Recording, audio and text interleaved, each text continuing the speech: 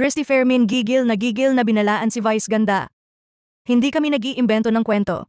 Binuweltahan ng batikang showbiz columnist na si Christy Fermin ang hirit na binitawan ni Unkaboggable star Vice ganda sa Super Divas concert.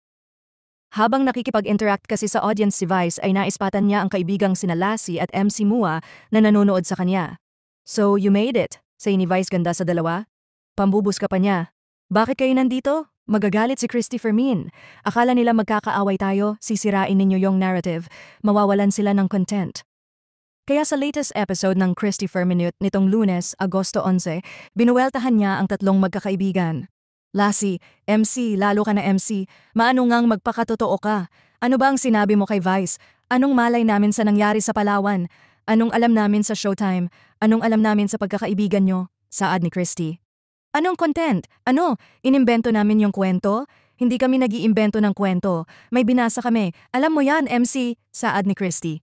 Dagdag pa niya, "Naku ha, wag na kayong mag-utuan at wag nyo kaming gamitin." Matatandaang sa isang episode ng vlog ni Vice noong Mayo ay kinompronta niya si MC dahil hindi umano marunong makisama habang sila ay nagbabakasyon sa Palawan. Ilang araw matapos nito, nagbigay ng reaksyon si Christy sa kanyang programa dahil sa ginawang ito ni Vice kay MC. Anya, "Masyado akong naapektuhan para kay MC, yung pagluha niya, yung paghagulhol niya.